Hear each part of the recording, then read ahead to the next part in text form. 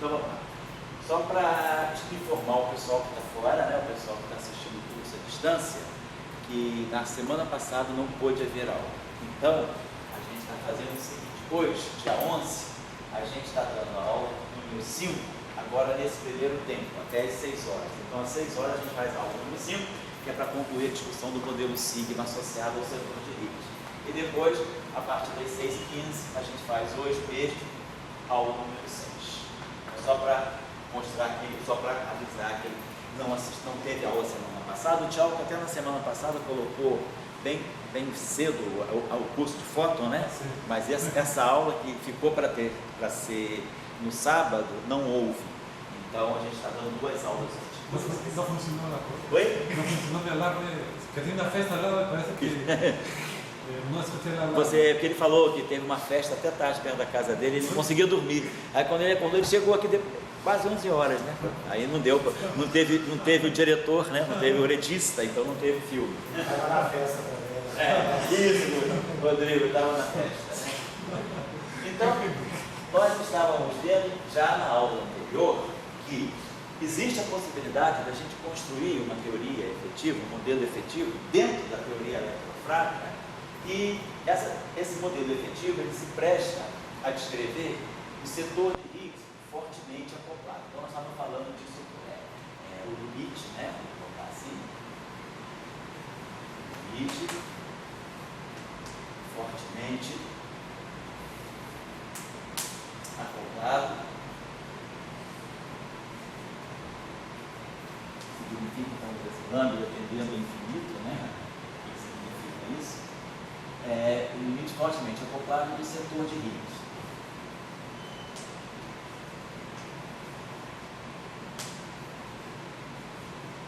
Rodrigo, você tem algo, sabe? Cadê? Não é só para pegar para não ficar precisando. Vou tomar aqui essa equação que a gente colocou.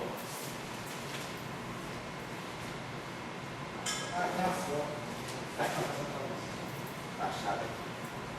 Nós tínhamos escrito o nosso setor de Higgs, né? Dessa forma aqui. Lagrangiano, o setor de Higgs, eletrofrágil. Então, o dublete de Higgs, nós já tínhamos falado, né? Então, está aqui. Oi? A foto está mais atualizada. Então tá. É o final agora. Estou lembrando, depois você tinha. Obrigado. Você tirou e mudou na mesma hora quase, né? Então, a gente tem aqui o dublete de Higgs, nós já tínhamos discutido, isso aqui não vou nem precisar retomar. E aqui o potencial de Higgs, né? Menos aqui o potencial de Higgs que nós escrevíamos, né? De uma forma mais conveniente assim. 4.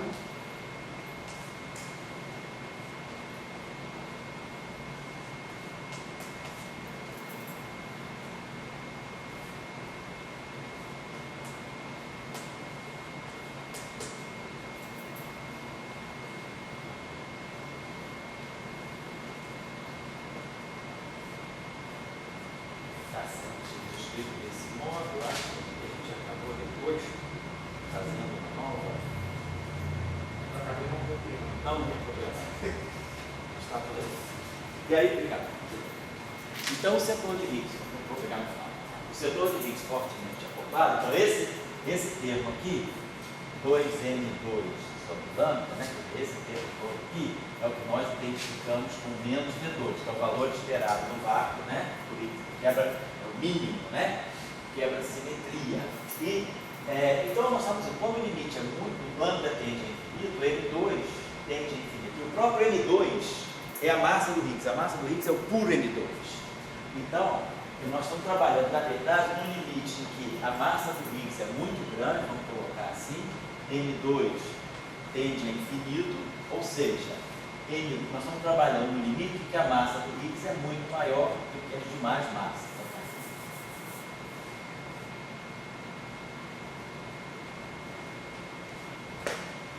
A massa do Higgs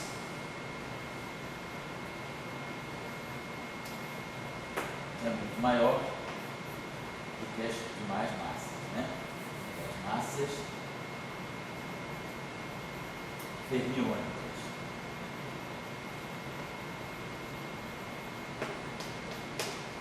E lambda também tende a infinito, de tal maneira que V2, né, que é menos 2M2 sobre lambda, permaneça finito. Então esse é o limite que nós estamos estudando. E aí, o que nós estamos vendo, né, que nós já tínhamos feito na aula passada, tínhamos visto que o setor de Higgs, ele tem graus de liberdade que vão dar origem aos pseudobósons de Boltzmann, se a gente não trabalha no meio de unidade. Então, o que nós fizemos, indo já para o final da aula passada? Nós adotamos a seguinte parametrização para o duplete de Higgs. Colocamos aqui uma matriz, quer dizer, a gente pode escrever o triplete de Higgs, o duplete de Higgs, né? Agora, nessa situação, que é na situação de quebra espontânea de simetria, deixa eu colocar aqui, na situação de quebra espontânea de simetria, então, φ phi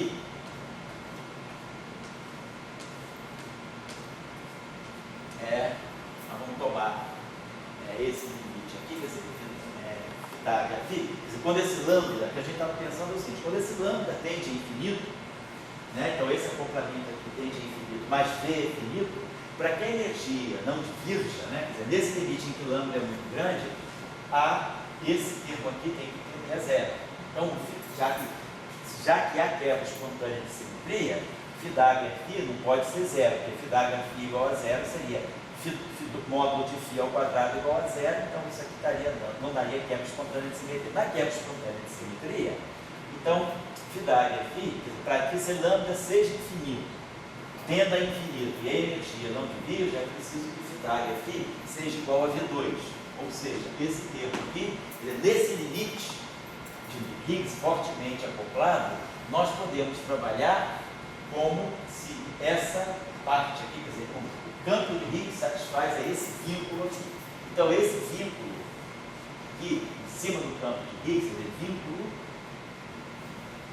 que emerge no regime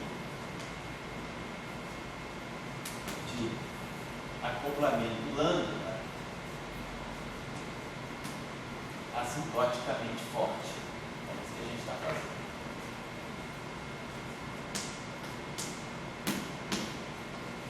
Então, por quê? Só para lembrar, quando há quebra espontânea de simetria, é claro que φ é igual a V2, mas φ é igual a V2 para definir o vácuo. Aqui, nós não estamos dizendo que nós estamos definindo o vácuo, nós estamos pegando o campo, uma configuração genérica do campo de Higgs.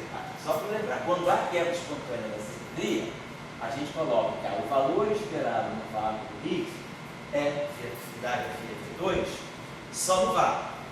Né? Então, isso é a quebra espontânea. Agora, nesse caso em que há quebra espontânea de simetria e nós estamos trabalhando no regime assintoticamente de acoplamento de lambda, né? Do regime de acoplamento do acoplamento lambda, esqueci de colocar. Assintoticamente forte, isso aqui não está definindo o vácuo. Nós estamos dizendo que o campo de Higgs, em todas as configurações desse regime, ele tem que satisfazer a esse vínculo, tá? Eu só estou ressaltando isso, que isso aí é meio sutil. Né? Quando a gente não tem nada de Higgs acoplado fortemente, temos simplesmente que determinar olhar o potencial. Se esse M2 é negativo, o mínimo do lambda é positivo, né? Na situação de quebra espontânea de simetria, M2 negativo. Tá? E, só de tal maneira que então, esse menos V2 aqui, esse M2 é negativo, então essa grandeza aqui é negativa. Né? Lambda é positivo, então o mínimo desse potencial é atingido nessa configuração. φ igual a V2. Isso é o mínimo. Agora, quando o lambda tende a infinito, independentemente de eu estar no mínimo ou não, essa grandeza aqui vai tender a zero na região, se eu estou trabalhando no regime de quebra espontânea de simetria. Então, nós estamos trabalhando com essa configuração. Então, o campo de Higgs, ele é um duplete, né? Então a gente sabe que a gente pode escrever normalmente o campo que já tínhamos escrito dessa forma aqui. Eu coloco aqui o campo carregado positivamente, que é complexo, e aqui o campo neutro, eletromagneticamente neutro, mas que é complexo também. Isso aqui é um duplete complexo de SO2. E aí a gente pode escrever, muitas vezes a gente adota essa parametrização de φ1 mais φ2, e havendo quebra espontânea da simetria, a gente splita esse campo aqui, perturba esse campo em torno do vácuo. Eu tomo o vácuo para a parte real igual a zero, a parte real igual a V, a parte imaginária igual a zero. Então normalmente a gente faz isso aqui, V mais H sobre raiz de 2, que é a parte real. Então nós colocamos o mínimo na parte real e a flutuação do Higgs é essa aqui, e aqui a gente coloca, vamos dizer assim, mais μ3. Então isso é uma parametrização possível que a gente adota, né, para o setor de Higgs. Agora, nós estamos fazendo, então nós temos aqui 4 componentes, φ1, 4 componentes reais, φ1, φ2, H e φ3, então são os 4 componentes reais. Agora,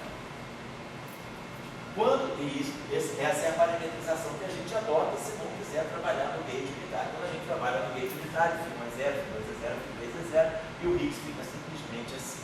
Agora, o que nós estamos dizendo é que o nosso Higgs ele satisfaz aquela condição lá. Se ele está satisfazendo aquela condição, não no mínimo, mas para uma configuração de campo qualquer, então isso tem que trabalhar. Então, esse vínculo aqui, quando nós olhamos dessa forma, ele está me dizendo o seguinte: módulo de φ mais ao quadrado mais módulo de φ0 ao quadrado igual a V2. Isso aqui é esse vínculo expresso dessa forma. Nós não vamos adotar isso aqui, não. Vamos dizer que a gente vai trabalhar com isso aqui fechado. Então, o que a gente vai ter vai ser φ1 ao quadrado mais φ2 ao quadrado mais φ3 ao quadrado. Vamos dizer que esse pedaço aqui eu vou chamar de sigma. Estou chamando mais sigma 2 igual a V2. Esse sigma aqui está vindo daqui. Isso aqui é o módulo de φ0 ao quadrado, onde eu estou tomando o complexo φ0, componente complexo φ0 aqui, dessa forma, sigma mais I φ3, fazendo isso aqui. Então, nós temos um vínculo aqui entre esses 4 campos. Então, esse vínculo aqui, no espaço dos campos, né, define uma matriz esfera. Esfera S3. Né? Posso, se quiser, definir, dividir todo mundo por V. Isso aqui vai dar igual a normalizar a 1. Então, a gente está escrevendo o nosso Higgs, sabendo que o nosso Higgs satisfaz aquela condição. Deixa eu marcar aqui.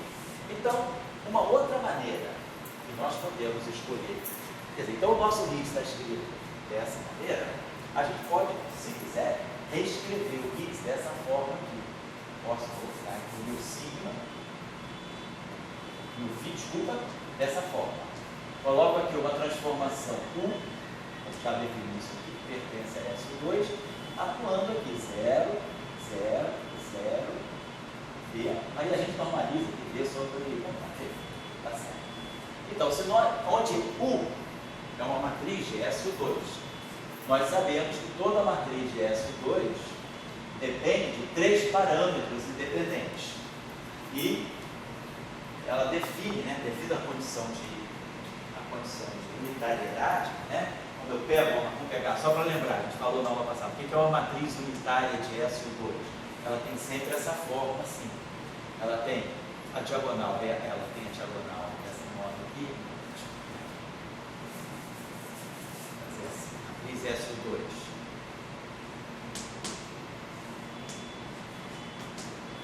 Para relembrar rapidamente, ela vai ser uma matriz assim, vou colocar assim.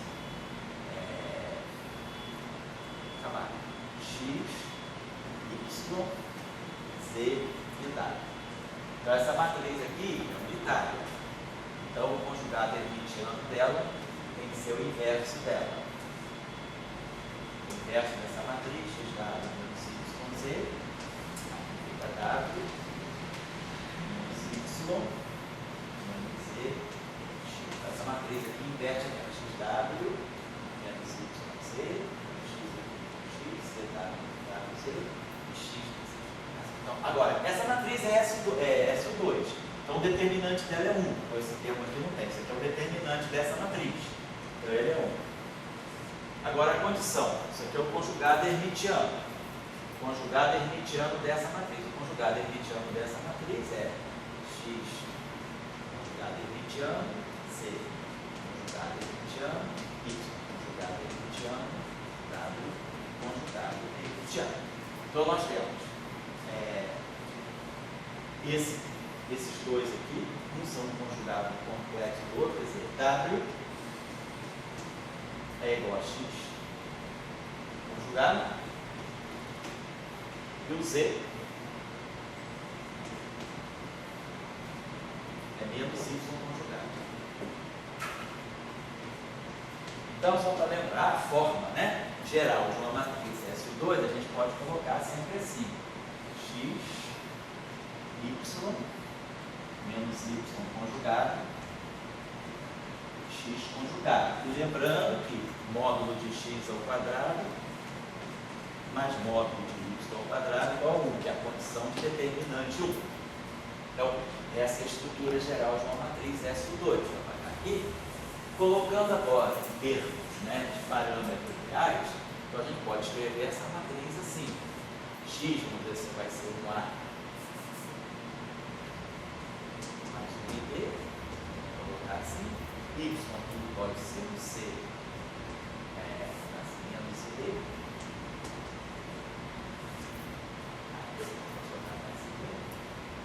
Aqui eu boto menos C mais B, conjugado hermitiano com sinal trocado.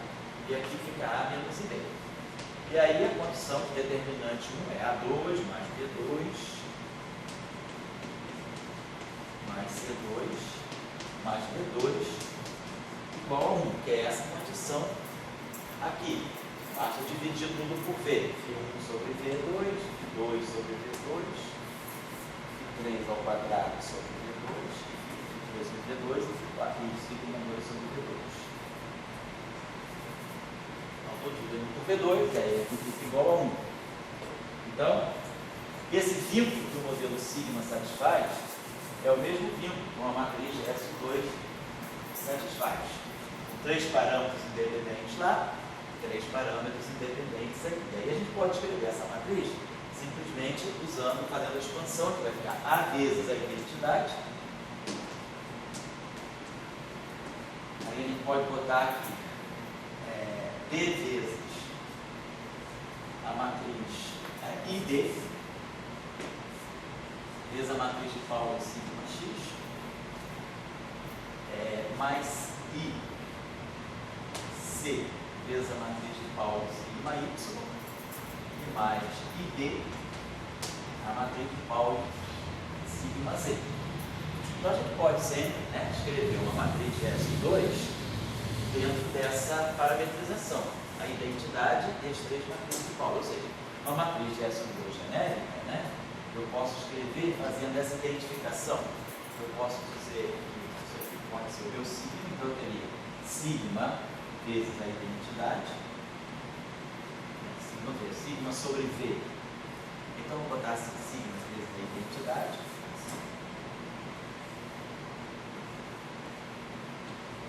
Mais I, e aí eu tenho 3 parâmetros, D, C e D, que eu vou chamar de parâmetros como se fossem campos πi, e aí aqui as matrizes de Pauli sigma I, desde que sigma 2 mais π, vou colocar assim, né? Vou botar em forma vetorial π escalar π, π1 ao quadrado mais π2 ao quadrado mais π3 ao quadrado, igual a 1. Então vamos chamar o seguinte, vamos dizer que essa matriz aqui seja sigma sobre V, e aqui seja I sobre imaginando, quer dizer, como isso aqui é igual a 1, eu estou imaginando que esse meu sigma aqui é esse meu sigma sobre V. E esses φ sobre V são os φ. Então a gente pode escrever dessa forma. Sigma 2 mais tá? Então, essa condição, escrevendo isso aqui, se isso aqui é uma matriz de SO2, né? Φ d'área φ vai ser 0, 0, 0, V, Φ d'área U, 0, 0, 0, V. O d'área U é igual a 1, porque a matriz é unitária, então Φ2, Φ d'área φ é igual a V2. Então, a gente pode escrever o nosso campo de Higgs nessa situação, né, em que ele satisfaz aí esse vínculo, nós podemos escrever ele como sendo essa matriz de S12, né? Vou apagar aqui rapidinho. Uma coisa que eu não consigo entender, senhor, por que você não usa V mais H ao invés de V? Pois é, porque na verdade, vamos fazer essa expansão aqui, porque o H, na verdade, deveria estar aqui. Porque, observe o seguinte, quer dizer, se eu quiser, deixa eu colocar da seguinte maneira, se eu estou adotando aqui, quer dizer, eu estou jogando todos os graus de liberdade aqui. Se eu colocasse aqui o V mais o H, eu estaria explicitando um campo aqui e não estaria os três campos ali. Entende? Isso, eu acho que é mais conveniente nesse caso, porque, por exemplo, para você lembrar, muitas vezes a gente faz assim, independentemente de estudar o modelo sigma, quando a gente estuda só o mecanismo de Higgs, na teoria eletrofrágil, e você tem razão, muitas vezes se escreve no pleito de Higgs assim, uma transformação aqui de SO2, se coloca isso aqui, e se coloca aqui 0, 0, 0, V mais H. Mas aí, esse campo aqui, ele não satisfaz aquele vínculo, Φ2, Φ d'área φ igual a V2. Porque esse campo aqui, nessa situação, você está dizendo, só no mínimo, que o campo de Higgs, isso aqui, só a configuração de vácuo dá isso aqui igual a V2. E aqui é o campo de Higgs geral. Nesse caso é diferente, eu estou pegando a situação em que o Φ d'área φ como um campo, independente de estar no mínimo ou não, satisfazer aquele vínculo V2. Então, essa parametrização eu boto esse V aqui, justamente para dar essa condição aqui e os 3 graus de liberdade aqui. Agora, se você não está satisfazendo, se você está fora dessa situação do modelo sigma e o teu campo de Higgs simplesmente é o campo de Higgs da teoria eletrofrágil, então isso que você está colocando aqui, você pode fazer. Deixa eu colocar só para você. Vou pegar então uma matriz de SO2. Vou botar aqui essa matriz de SO2 da seguinte maneira. Ela vai ser sigma, vezes a identidade, mais, vou pegar aquela parametrização lá, mais I, sigma I, então a transformação de SO2. Atuando aqui, 0, 0, 0, V mais H. Então, que a gente esteja fazendo isso, você está exatamente falando, botando aqui o V mais H. Então, o que isso aqui vai dar para nós? Vamos fazer essa... Você sempre falou que o H é mais importante. Isso, mas não, está certo, a pergunta é ótima, porque é sutil essa diferença de por que é V e por que não é V mais H. Então, a gente está imaginando o seguinte, nós não estamos nessa situação do modelo sigma, nós estamos dizendo, é possível parametrizar o campo de Higgs, quer dizer, um dublete de SO2, ele pode sempre ser escrito como sendo uma matriz de SO2 e perdão,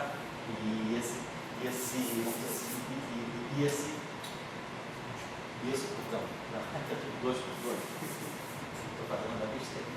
Isso aqui é 0, V mais H, é tudo 2 por 2, estou fazendo um problema 4 por 4. Aqui é 0, V, perdão. Essa é outra pergunta que eu faço. Não, é 0, é tudo 2 por 2, desculpem todos. Isso aqui é um dublete, 0, V, 0, V. Perdão, tudo errado. Então, agora, estou respondendo a pergunta do Rodrigo, porque é uma pergunta que realmente acontece muito. Quer dizer, que faz sentido, porque muitas vezes, né, a gente, quando não estuda, não está preocupado com essa situação de limite fortemente acoplado, tem um modelo sigma associado ao Higgs, a gente simplesmente pode escrever o Higgs dessa forma. Vamos fazer essa matriz aqui, 2 por 2, ela é sigma, sigma. Aqui vai ficar mais I e 3, o campo de 3, e aqui vai ficar menos I e 3. Aí aqui vai ficar I e 1, por causa do sigma 1, I e 1, por causa do sigma 1. E aqui mais 2, e aqui menos 2. Essa é a nossa matriz aqui. E essa nossa matriz aqui vai atuar em 0, V mais H. E nós vamos estudar, pegar esse campo, vamos fazer uma expansão que seja linear nos campos. Então, quando eu fizer esse cálculo aqui, isso aqui vai dar 0, então isso aqui vai dar para nós. Aqui em cima vai ficar, ó, I, V e 1.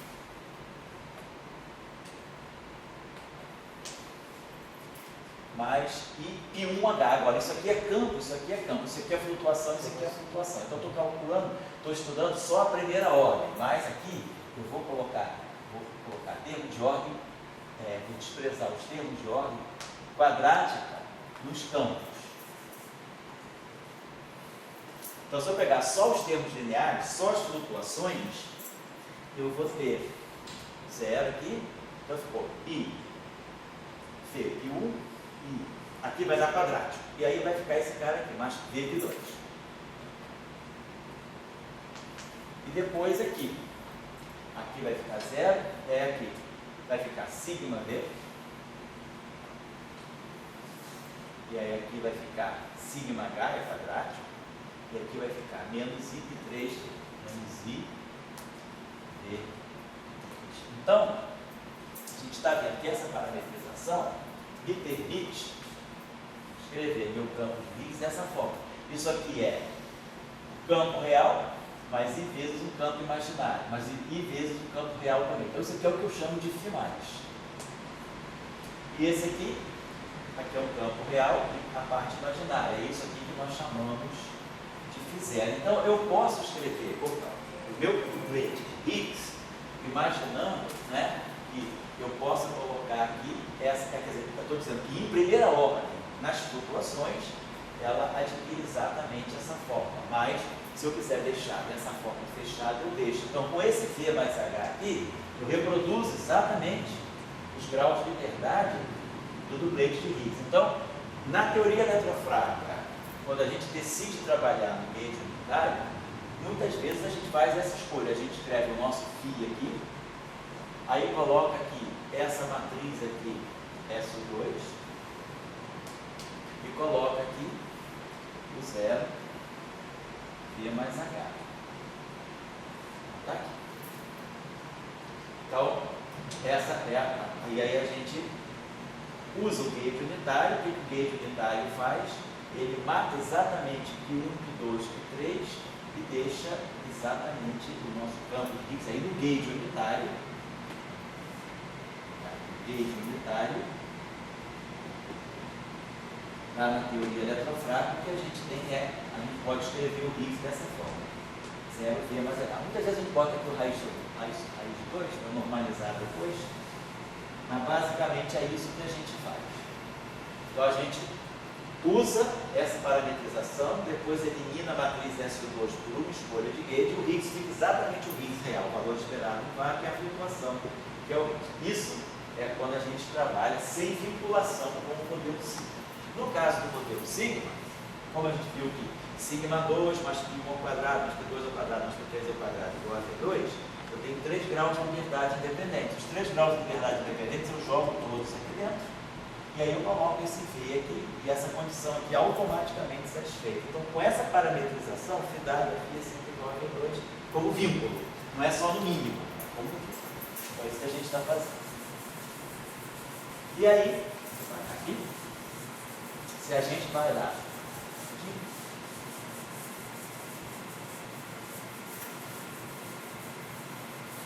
na parte cinética do Higgs, tá, okay? A gente pega o termo emifitário,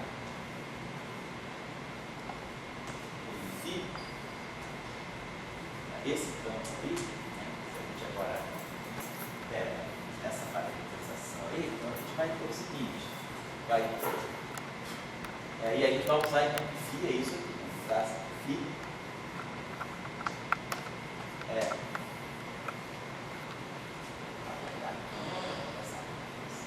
ser essa matriz, que então vai ser assim, vai ser sigma mais I e sigma I atuando em 0 V. Se a gente agora coloca, e aí lembrando que sigma 2 mais I igual a 1. Então, o que a gente tira daí é o seguinte, se a gente substituir isso aqui, né? A gente vai ter dmi, vai ter esses dmi's aqui, né? E aí a gente vai ter V2, tá bom? Quando a gente substituir tudo isso aqui, a gente vai ter 0,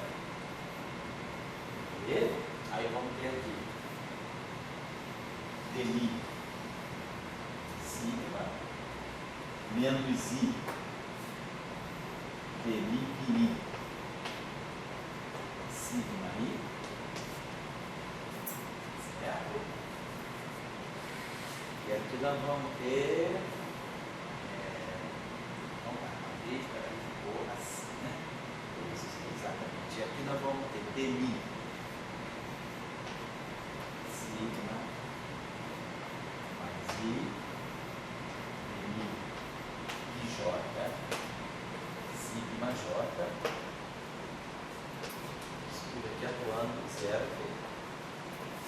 Tá? Então,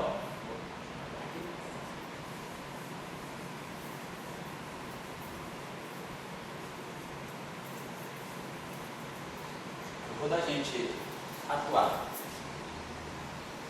com essa matriz aqui e aqui, e atuar atuar com todas essas matrizes aqui, a gente, quer dizer, basicamente o que a gente vai ter aqui vai ser o seguinte, 0 V, vou colocar aqui, ó, 0 V, aí aqui nós vamos ter dmi sigma menos I dmi I3 esse menos aqui. E aqui a gente vai ter dmi sigma mais I dmi I3. Então é a parte da identidade que eu estou juntando já com sigma 3. Aí a parte do sigma 1 vai ter menos I dmi I1. E aí vamos ter menos I, menos I dá menos 1, menos dmi I2. E aqui é a mesma coisa, vai ficar menos I dmi I1. Então 0 menos I e 0, aí vai acabar de dmi I2. E aí essa matriz aqui, vamos ter essa matriz, agora essa mesma matriz aqui, só que com síntese em cima, e agora com sinais mais aqui, né? Onde tem menos I, fica mais I. Dmi sigma mais I dmi I3.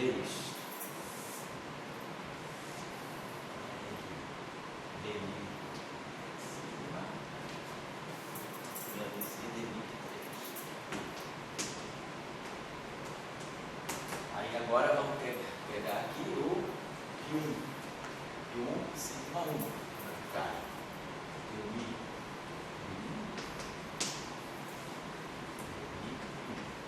e aí o sigma 2 é 0 menos I, vai ficar mais dmi I2 menos dmi I2.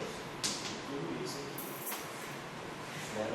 Então a gente faz assim, joga tudo isso aqui junto, e aí o nosso lagrangiano ele vai adquirir aquela forma, vai dar. Tem um fator aqui deve ter um raiz de 2 aqui, que eu estou nunca colocando, perdão, tem sempre esse raiz de 2 aqui. Na terceira matriz ali, Fala aí. e a Romília, contravariante, né? É tudo contravariante aqui. Obrigado. Tudo isso. Então, esse raiz de 2 mais 2 vai se juntar, vai dar aqui o 2. E aí nós vamos ter esse V2 aí. E aí a gente pode, né? Aí os nossos campos π, que são mais dimensionais, que satisfazem aquela condição, com esse V aqui, eu reincorporo aqui. Então a gente vai ter o seguinte, meio de D de sigma. E fazendo esse cálculo, para isso aqui, D de sigma desse D de sigma, mais D mi pi. Então esse aqui é o lagrangiano.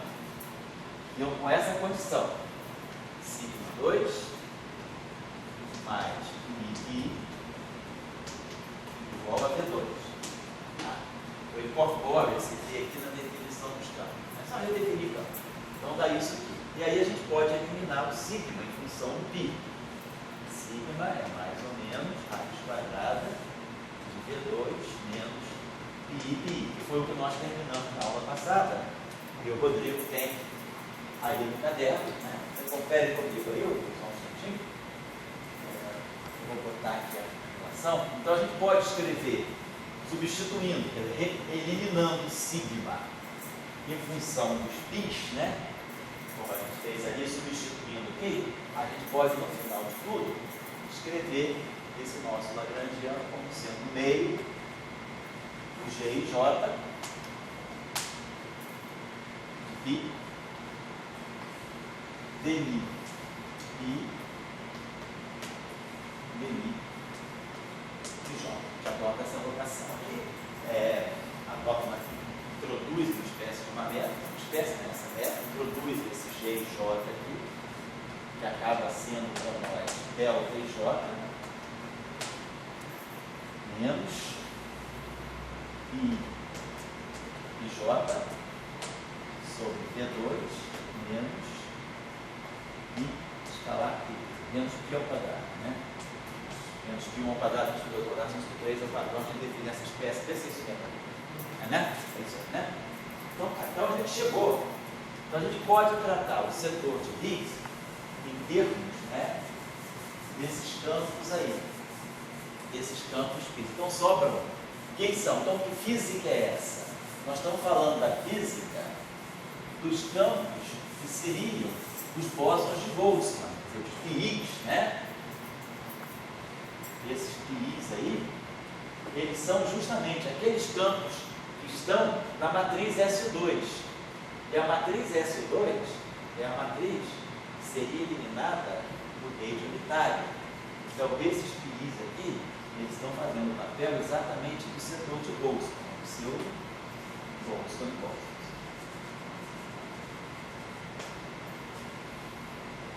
E aí nós já tínhamos visto na aula também anterior que esses bósons de Boltzmann, eles se alojam na parte longitudinal dos bósons de Gale. A gente tinha visto que na quebra espontânea da simetria, a parte longitudinal que os campos de Gale adquirem, elas têm exatamente como gradiente os campos seriam, corresponderiam aos campos de Boltzmann. Então, a gente está, no fundo, tirando uma física efetiva. Então, quer dizer, esse modelo de sigma, né? O modelo de sigma acima,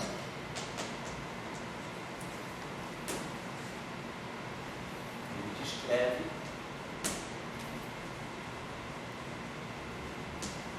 a física, assim, a física efetiva do setor não, dos bósons vetoriais massivos, né?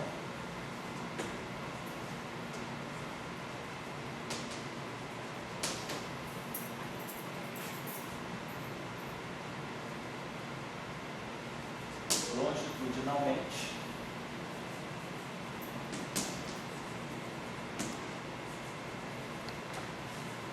polarizados.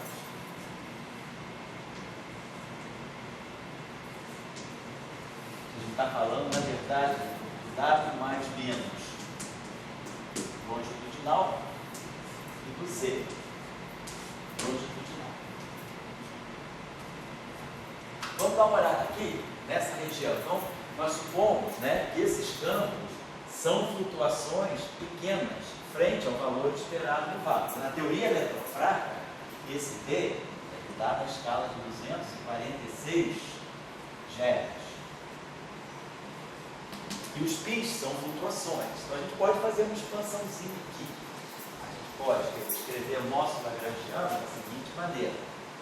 Ele vai ficar no meio do dmi pi, meio de dmi pi, o J vai ficar o delta de J, dmi pi, dmi pi. Agora, depois eu vou ter esse termo aqui, menos, né? A gente pode expandir isso aqui, escrever isso aqui da seguinte maneira, fazer a expansão aqui, escrever esse termo aqui assim, né? Esse pedacinho aqui é 1, dividindo tudo por V2, vai ficar aqui, ó, 1 sobre V ao quadrado, vamos colocar assim, pi de J, 1 menos pi escalar aqui sobre V2, o que a gente fez. E aí a gente expande aqui embaixo. Então vai ficar menos 1 sobre V2,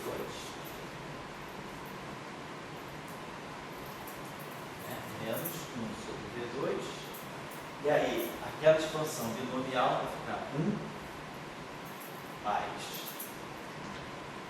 pi sobre V2, e pi sobre V2, escalar aqui, vou botar essa aqui escalar sobre V2, né? Elaborou aqui sobre V2, mais, e aí aqui, e J, né? Aí,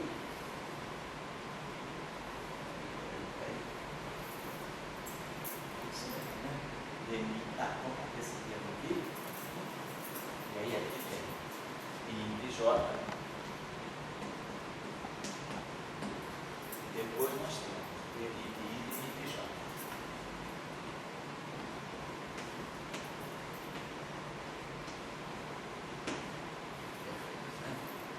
Então, aqui, claro, mais vou ter termos de ordem superior em π.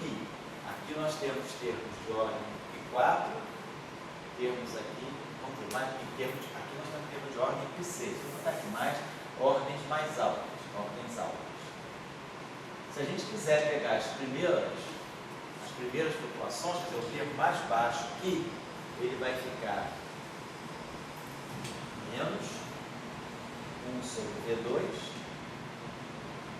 e J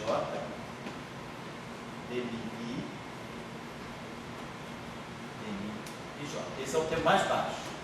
Claro, depois eu tenho esse termo quarto, sexto aqui. Então, termo quarto, né? Vamos botar só isso aqui. Na verdade, vou fazer tirar isso aqui. A gente está pegando isso aqui, ó. Esse 1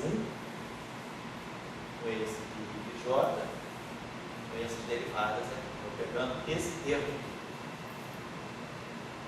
que dá o termo quarto.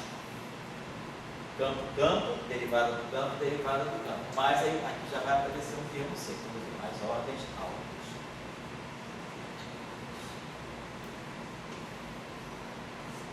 Então aqui a gente já tem os termos que seriam, né? Então isso aqui tudo são objetos longitudinais. Então o gradiente de um escalar e um gradiente de um escalar. Então são objetos longitudinais. Então esse lagrangiano aí está dando, vamos dizer assim, a interação dos setores longitudinais. Quando você introduzir aqueles operadores, a questão daqueles sim, irrelevantes, isso, irrelevante, tá. Você colocaria na lagrangiana a mão. A mão, colocaria lá. Mas você partiu daquela discontinuidade para chegar. Aqui já é outra situação. Aqui eu não estou, por exemplo, considerando lá, na verdade, aqueles efeitos, né? Aqueles termos que eu construí, aqueles operadores irrelevantes de dimensão 5, de dimensão 6, aquilo a caracterizando, aqueles operadores apareceriam como efeito de loop. Aqui não, aqui é trilevel ainda. Isso aqui é efeito só da quebra espontânea da simetria, mas a trilevel é uma teoria, vamos dizer assim, efetiva a trilevel. Lá é uma teoria efetiva ao loop. Certo? Essa é a situação. Aprofundando isso aqui, quer dizer, quem quiser pegar mais detalhes, eu vou deixar a referência é esse paper que eu tinha dado aqui já numa aula anterior. Os autores são Cicori Cheyette e a Neve Gaiar.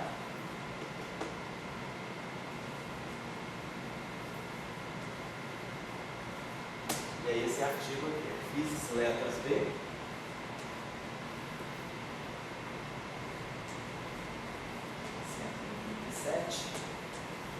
ano 87.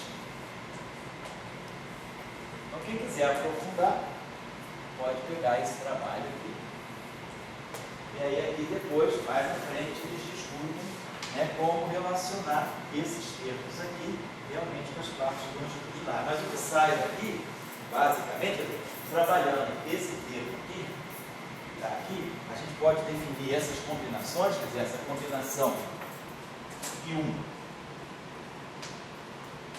mais I1 menos ou mais IP2 forma é o W mais ou menos longitudinal, vai dar ser associado ao W longitudinal, e o 3 vai estar associado ao Z longitudinal. E essa ação aqui, esse termo quártico ali, os autores, é fácil mostrar, ele se escreve dessa forma: W mais MI menos, ele pode estar associado dessa forma. Esse W, vamos chamar de W pequeno. Os autores fazem isso. Vou chamar isso aqui de C. Porque são os pseudo-Boltzmann que vão entrar nas partes longitudinais. Então, isso aqui vai dar esse termo aqui, mais o W menos pequeno, DMW mais o Z, DMZ, ao quadrado. Então, são esses termos quatro, dá 2 campos e 2 derivadas. Vai ter sempre essa estrutura, 2 campos e 2 derivadas. Então, esse lagrangiano aqui é o lagrangiano de interação. Então, esse lagrangiano aqui, basicamente, é o lagrangiano de interação, que vai dar as amplitudes ligadas aos espalhamentos onde há bósons W e Z longitudinalmente polarizados. Então, é uma outra maneira, né, de verificar a existência de um modelo efetivo dentro de uma teoria mais fundamental. Quer dizer, como o Rodrigo perguntou, foi boa pergunta, porque chamou a atenção para esse fato. Quando nós lá classificamos aqueles operadores em termos de Z, W e I, que eram irrelevantes, né, com dimensão 5 e 6, a gente estava, no fundo, levando em conta efeitos de loop. A gente estava pegando teoria efetiva já no limite, né, no limite de baixas energias, mas levando em conta efeitos virtuais. Aqui não, é tudo feito a trilevel. É uma teoria efetiva, que é uma descrição efetiva desse modelo sigma, tomada a trilevel. Deixa eu chamar a atenção aqui para um aspecto geométrico interessante que está presente aqui. Nós temos, né, vamos voltar aqui, nós temos esse modelo, vamos colocar aqui, nós temos esse modelo sigma, vamos escrever de uma forma geral. Vamos colocar o modelo sigma, lagrangiano do modelo sigma, independentemente agora de ser esse modelo sigma com essa simetria S sobre 2. Vamos colocar um modelo sigma genérico meio GIJ de um conjunto de campos φ, e aqui demi φJ. Então, essa aqui é a ação típica de um modelo sigma não linear, certo? Vamos dizer que aqui a gente tem esse conjunto, esses IJ, ele corram de 1 até N.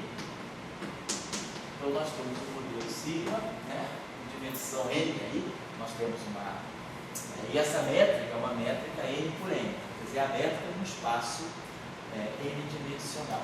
E esses campos aqui, são coordenadas reais dessa variedade interna, né? Não necessariamente isso aqui é a métrica de uma N-esfera, poderia ser uma N-esfera, mas isso aqui é uma métrica genérica. Eu tenho um conjunto de N campos, e aí eu tenho um termo cinético, né, onde tem essa métrica. Isso aqui está claramente dizendo para nós o seguinte: isso aqui é um produto escalar, nesse espaço curvo, com métrica G e J. Isso aqui é um produto escalar. No fundo, isso aqui está me dizendo o seguinte: é o meio do módulo de dφ ao quadrado. O que a métrica faz? Um produto escalar, né? G e J, vetor UI, vetor UJ. O que é isso aqui? Isso aqui é um módulo do vetor U ao quadrado. A métrica, ela nos dá o produto escalar. O produto escalar de um vetor por si próprio é o quadrado do seu módulo, né? Então, isso aqui no fundo é uma energia cinética. Nós estamos pegando a energia cinética, né? Que é a derivada do campo, né? Como se fosse um campo de Klein-Gordon do termo cinético de Klein-Gordon. Só que agora é um termo cinético não feito com a métrica euclidiana, dφ com dφ. Tem essa mistura, φ e J. Eu estou pegando um produto escalar no espaço curvo com métrica G e J. Essa métrica, ela pode surgir justamente de algum vínculo. Imagina que eu tivesse, por exemplo, N mais um campus. Vamos supor que eu tivesse N mais um campus. O índice, vamos colocar assim, φ grande. Esse I aqui vai de 1 até N mais 1. E eu tivesse esse vínculo. φ1 ao quadrado mais φn ao quadrado mais φn mais 1 ao quadrado igual a 1. Quando eu tivesse esse vínculo aqui, eu tenho uma N-esfera num espaço N-dimensional. N mais 1 dimensional. Ela está nesse espaço N mais 1 dimensional. Então, isso aqui é uma equação que me dá fixa N coordenadas independentes. Eu posso escrever o φn mais 1 como sendo mais ou menos a raiz quadrada de 1 menos, vamos colocar assim, φi, onde esse I aqui vai de 1 até N. Então está menos φ1 ao quadrado menos φn ao quadrado. Então eu consigo eliminar o campo φn mais 1 em função dos campos φ1 até φn. Então, se esses campos aqui satisfazem, tem um lagrangiano livre, tipo Klein-Gordon, no meio do dμφi, vamos ver que eu tivesse isso aqui, aí eu elimino o n mais 1 em função do n. Dessa forma aqui, substituo ali só aquela derivada, eu mantenho dμφ1, dμφ2, dμφn, dμfn, e jogo dμfn mais 1, dμfn mais 1, usando isso aqui. E aí eu vou ganhar no final de tudo, quando eu faço essa eliminação da n mais uma décima componente do campo, eu vou ganhar esse lagrangiano aqui, exatamente esse que está aqui, só que a minha métrica G e J vai ser delta e J menos φ e J sobre 1 menos φ, vamos ver, ficar. Então a gente ganha exatamente a métrica de uma N-esfera. Então eu estou só dando um exemplo geral. Quer dizer, essa métrica, ela poderia ter surgido a partir desse vínculo aqui. Quer dizer, N mais 1 campos livres mais sujeito a um vínculo equivale a N campos em interação, com essa métrica produzindo interação entre eles. É isso que a gente está dizendo. Então essa é a estrutura geral de um modelo sigma não linear. No nosso caso, a gente tinha 3 campos, P1, P2 e P3. Eram os pseudobósons de Goldstone, estavam constituindo o nosso modelo sigma. O vínculo era aquele vínculo, sigma 2 mais π escalar π igual a P2. Isso aqui era o nosso vínculo. Então, isso aqui estava definindo o modelo sigma, e nós colocamos esse modelo sigma nessa forma aqui. E o nosso modelo sigma ali, né, o modelo sigma, com esse vínculo sigma 2 mais π escalar igual a 2, isso está me dando uma 3 esfera em 4 dimensões. Né? Uma 3 esfera, a gente sabe, pode ser escrita, né, topologicamente como sendo quociente entre SO4 e SO3. SO4 eu posso escrever como um produto cartesiano de 2SO2. E o SO3 é localmente isomórfico a SO2. Então, na verdade, essa esfera S3 tem esse fator quociente aqui, ela é equivalente a um SO2. Então, o grupo que está por trás dela, o grupo de isometria, né, é um SSO4, que no fundo nos faz ver que, na verdade, essa S3 esfera é equivalente a um SO2. SO2 é uma 3 esfera, do ponto de vista topológico. Agora, só fazendo chamar a atenção de uma coisa interessante, que vale a pena ressaltar quando a gente vê esses modelos sigma, vamos tirar as equações de Euler-Lagrange. Suponhamos que a gente tem um modelo sigma não linear, assim, então nós temos N campos ligados dessa forma. Esses N campos agora são independentes. Eu eliminei o N mais um mesmo campo. Eu tenho N campos independentes, mas auto-interagindo através dessa métrica. Vamos tirar as equações de Euler-Lagrange. Vamos fazer a variação do campo em relação ao lagrangiano, em relação a φ. Então nós temos o primeiro termo aqui, vai ser o meio. Aí aqui nós vamos ter a variação da métrica. A variação da métrica, quando eu variar φ, a métrica vai variar. Eu vou derivar, que é a mesma coisa que eu derivar a métrica em relação a φk. Então, a variação da métrica é a derivada da métrica vezes delta φk. Eu estou fazendo isso aqui. Se eu faço uma variação em φ, que vai em φ mais delta φ, a métrica, no GJ, ela vai no GJ de φ mais delta φ. Então, fazer a variação da métrica vai ser o primeiro termo que vai ficar GJ. O delta GJ vai ser GJ, é só fazer a expansão em primeiro ordem, essa derivada em relação a φk do GJ, expansão de termo, vezes o delta φk. Então, só para. Então, a gente vai fazer. A gente tem que variar 3 pedaços aí. Temos que variar esse termo, esse termo e esse termo. Então, a variação da métrica em relação a φ é derivar a métrica em relação a φ, ela deriva em relação ao φk, e multiplico pela variação do φ, né? Para cadê? Então, isso aqui é a primeira variação. E aí aqui eu coloco dmi φ, aqui eu coloco dmi φj. Agora, mais, vamos variar esse termo aqui.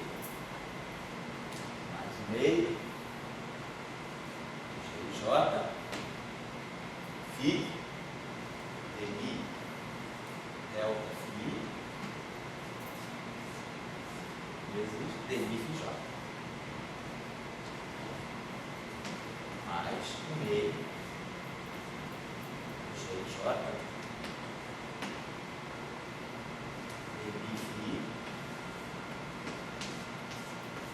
dmi do delta φj. Como isso tudo vai ser igual a zero, porque eu princípio variacional, eu quero que a variação do lagrangiano, né, seja zero, então eu posso cancelar esses meios todos aqui. Cancelar esse meio, tudo isso aqui vai ser igual a zero. Faz a variação, o princípio da minimação, delta S é zero. Então, como eu vou igualar isso aqui a zero, eu vou tirar esses meios de uma vez. Tá? E aí aqui a gente pode observar o seguinte, esse segundo termo, vamos trocar I por J nesse segundo termo aqui. Pegando esse segundo termo aqui, no lugar do I, eu coloco o J. No lugar do J, eu coloco o I. No lugar do I, eu coloco o J. No lugar do J, eu coloco o desse segundo termo substituir. Onde tinha I, eu botei J. Onde tinha J, eu botei I.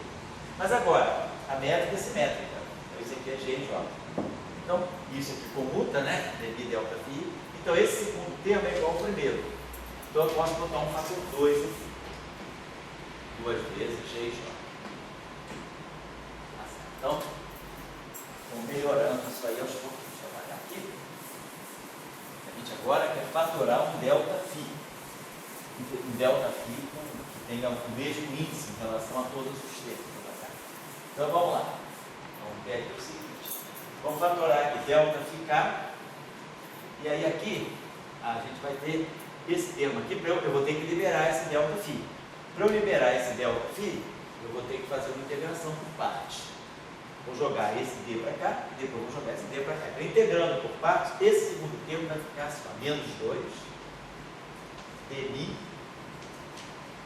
gij delta φ dmi φj. E depois, menos 2 gij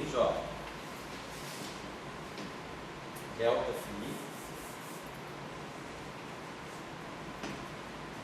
dmi dmi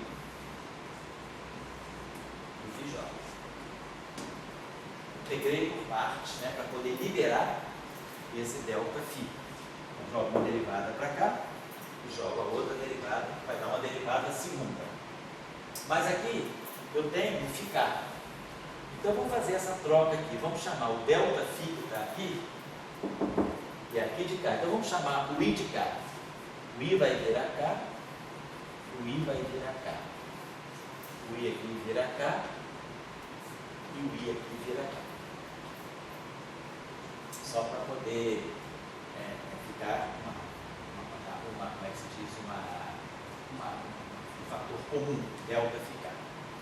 Então aqui a gente vai ter o seguinte, delta ficar, aqui eu tenho KJ, aqui eu tenho J, aí aqui eu tenho delta ficar, está certo, KJ, KJ, e aqui está certo, delta ficar, beleza. Então vamos fazer o seguinte agora, deixa eu fazer o seguinte, vamos pegando aqui, né? Esse termo aqui eu não mexi e mexi nesse aqui. Só para não dar confusão, vamos retomar aqui. Eu vou precisar fazer uma outra operação aqui. Vamos fazer o seguinte, delta R, então, ficou PK, derivada em relação a ficar, GJ, GK. Derivada, vamos fazer errado. Derivada em relação. Aqui é GJ. Estava errado. Eu derivei GJ em relação a ficar. Então a ficar. PK, GJ, dmi φj, delta ficar. É o primeiro termo. Tá? Aí vamos pegar o segundo termo aqui. Menos 2. Agora aqui vamos fazer o seguinte, ó. Eu estou derivando GKJ em relação a XMI. Então eu posso derivar GKJ em relação ao FIL e derivar o FIL em relação a XMI. Fazer uma regra da cadeia. Derivo G em relação ao próprio φ, porque G é uma função direta de φ. E depois derivo o φ em relação a XMI. Então esse segundo termo aqui, eu vou colocar a regra da cadeia assim. Vou derivar em relação a XL, o meu GKJ, e vai ser GKJ em relação a FIL, e derivar aqui dmi FIL. Fiz a regra da cadeia.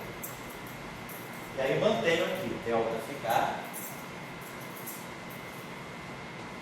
Então eu tenho aqui, e dmi FJ. Tá, porque dmi FJ e o delta ficar. Então, o segundo termo. Então, eu transformei já o segundo termo. O terceiro termo eu não preciso fazer nada porque a métrica já está limpinha. Então, menos 2 GKJ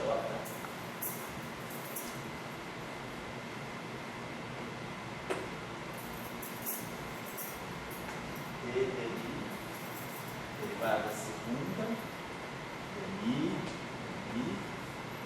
J, isso, J, delta ficar.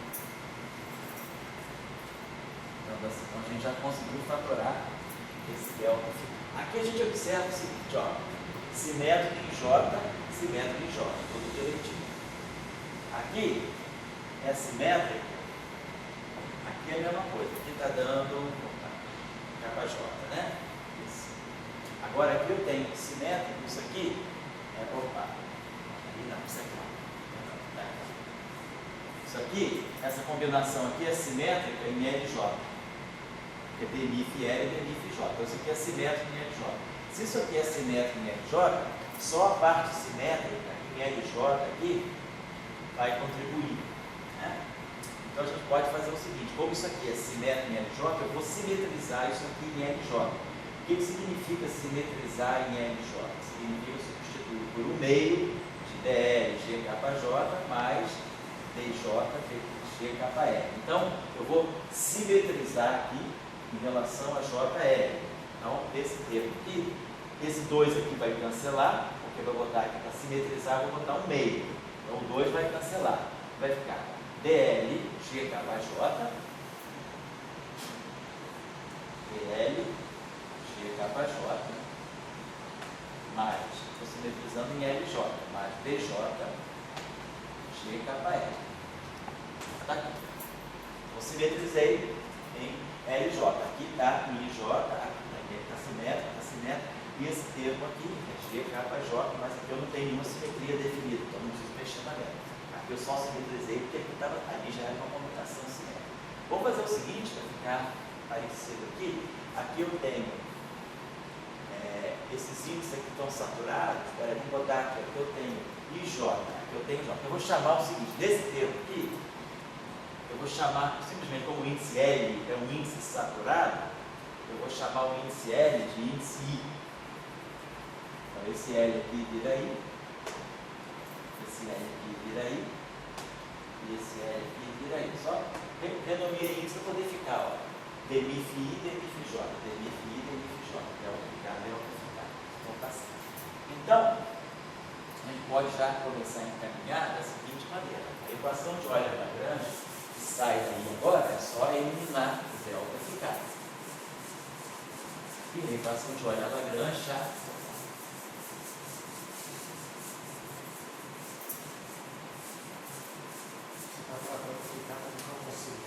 Oi? Você está tratando de ficar com o Ficar, não, é porque ele é a variação do campo.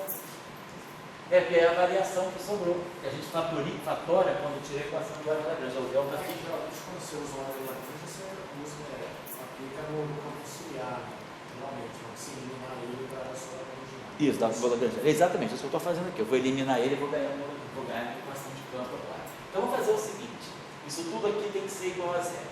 Então eu vou juntar esses dois termos aqui para vamos ter o seguinte. Então vamos multiplicar, quer dizer, como é tudo igual a zero, eu vou botar o nosso primeiro termo vai ficar duas vezes, vou multiplicar por menos 1 duas vezes GKJ, DI, FJ. Está saindo aqui o termo tipo cinético, lá em ó. Depois, então eu multipliquei por menos 1, vou pegar esse termo aqui agora, mais. Agora, esses três termos aqui vão aparecer juntos. Eu estou fatorando, ó, DMIF I, DMIF J, DMIF I, DMIF J. Então, joguei fora o delta ficar, como você observou aí. E aí, esse coeficiente todo vai ser zero. Então, vai ficar 2 esse aqui, mais DI, G, KJ, mais DJ, GKI menos GKJ.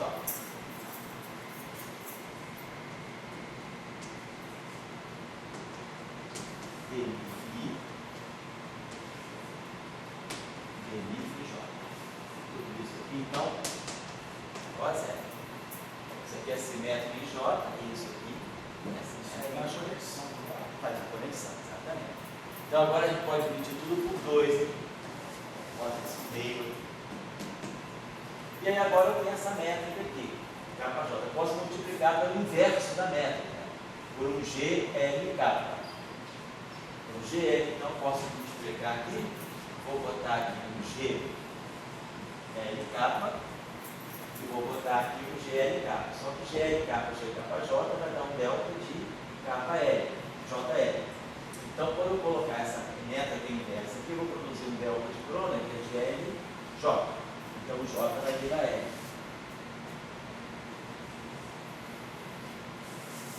Então a nossa equação de campo, já que você está observando, ficou assim: dmi, L mais meio, aí a gente põe grande aqui, meio de G, LK. HLK. Aí ficou DI, GKJ, mais DJ, GKI, menos DK, GJ. DI, DIJ. Se eu quiser trabalhar com o modelo sistema linear com férreos, eu faria a expansão da métrica para uma outra métrica simétrica e Não. aí encontraria efeito de torção? Vou mostrar como é que aparece, como é que você coloca férreo no modelo sigma. Está no modelo sigma puramente bosônico. Se a gente quiser acoplar férreo, só um modelo sigma, vou mostrar já daqui a pouco. Mas aí eu teria efeito de torção, não teria? Você pode incluir, você pode ter modelo sigma com férreo sem torção. Sem torção? Pode ter.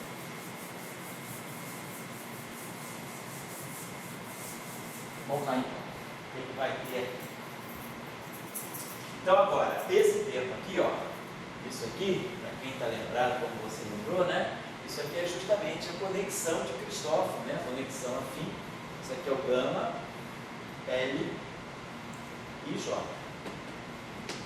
Função da métrica, é claro. É a conexão de Cristóforo. Então ficamos assim, ó. DI, L mais gama L e J, DI J igual a zero. E aí a gente pode pensar da seguinte maneira: esse objeto aqui, vamos fazer o seguinte, vamos chamar esse primeiro aqui, a gente pode juntar. Esse cara aqui, ó, só por um momentinho fazer o seguinte, vamos dizer que eu junte essa conexão com esse termo aqui. Vou chamar isso aqui de um DMI. Tem um índice Mi, e esse I está contraído. Vamos de DMI LJ. Estou definindo esse objeto aqui. DMI LJ é essa contração aqui. E aí eu posso pensar o seguinte, eu posso escrever esse termo da seguinte maneira: DMI, posso botar aqui um delta IJ, e posso botar aqui delta LJ, DMI delta LJ, mais DMI LJ, atuando em DI J igual a zero. Isso aqui não é exatamente a equação de C. Esse primeiro termo, o LJ, transforma isso aqui no fiel. Então, o primeiro DI no fiel. Mas, aí aqui eu vou ter. Peraí. Que é derivada. Derivada está aqui. Obrigado. Vai ficar essa derivada aqui, mais esse termo aqui. Então, isso aqui, ó, fazendo exatamente o papel, é como se for uma derivada covariante atuando nesse vetor aqui. Então, a gente pode escrever essa equação, né? Aqueles parâmetros que estavam no SO2 estão agora. Estão todos escondidos aí na métrica e dentro da conexão. Então, a gente teria o seguinte: a gente pode escrever essa equação de campo da seguinte maneira: derivada covariante, DI, atuando em DI de J igual a zero. Onde? Na verdade, essa derivada covariante, vou botar assim: uma derivada covariante, botar assim, esse operador DI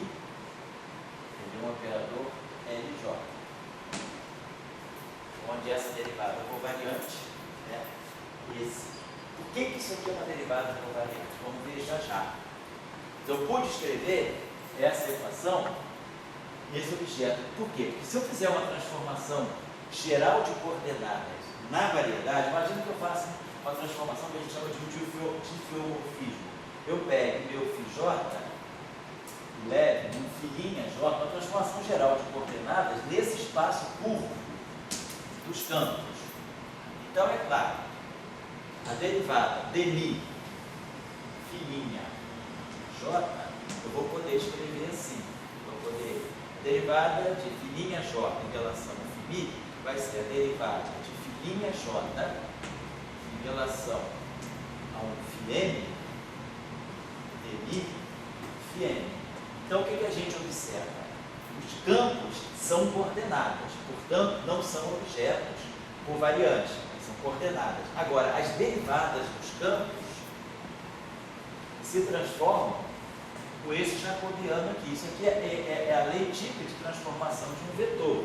É como se eu tivesse assim, ó, V'j vai ser a transformação de coordenadas dx' dxm, Vn. Então, a derivada dos campos do modelo sigma em relação às coordenadas espaço-tempo, elas se transformam como vetores da variedade. Elas têm a lei de transformação típica do jacobiano. Então, como eles são objetos covariantes, eles têm que sofrer ação de uma derivada covariante. Quer dizer, a covariância ela sai por si só.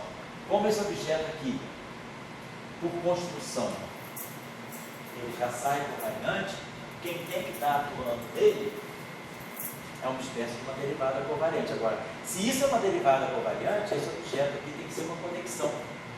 Agora, eu sei que esse objeto gama é uma conexão do espaço dos campos, tá? No espaço curvo dos campos, na variedade que a gente chama de variedade alvo, target space. Né? Quer dizer, a métrica GJ, que é o espaço dos campos, né? A gente chama de target space, espaço alvo. Espaço dos campos do modelo sigma.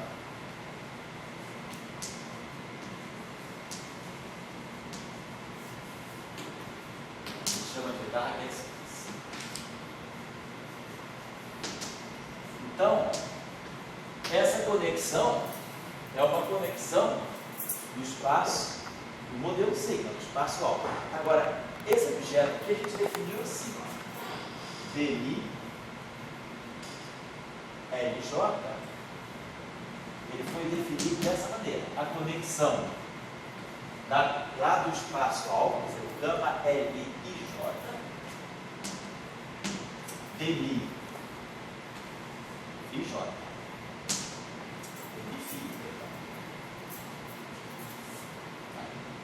Então, nós definimos esse objeto, LJ, dessa forma.